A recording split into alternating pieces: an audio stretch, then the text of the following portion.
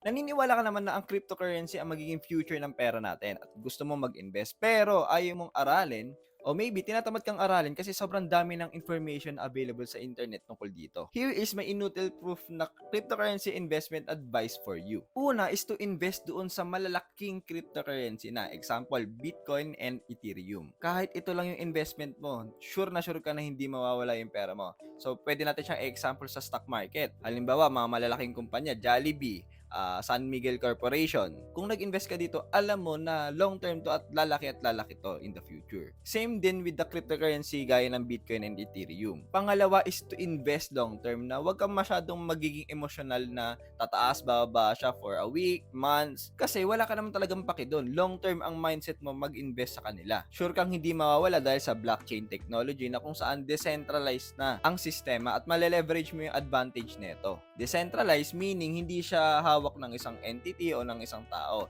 Example natin sa banking system, ganyan yung pera natin. Regulated to ng government, halimbawa BSP, na kung saan hawak nila o pwede nilang kontrolin yung currency. So kung ito lang yung gagawin mo, safe na safe ka na sa crypto investment journey mo. Pero kung ikaw yung tao na willing ka na matuto, gusto mo pang matuto na mas advanced, komplikado, at maraming detalye tungkol dito, pwede kayong pumunta dyan sa Crypto Vision Conference 2024 Philippines. Gaganapin yan sa January 27, Sabado, 6 p.m. to 10 p.m. Ayan, sila yung mga magiging speaker at kilala nyo to kung nag-aaral talaga kayo ng mga cryptocurrency. Bali, punta lang kayo sa cryptovisionph.com para makakuha ng ticket. Kita-kits tayo dyan.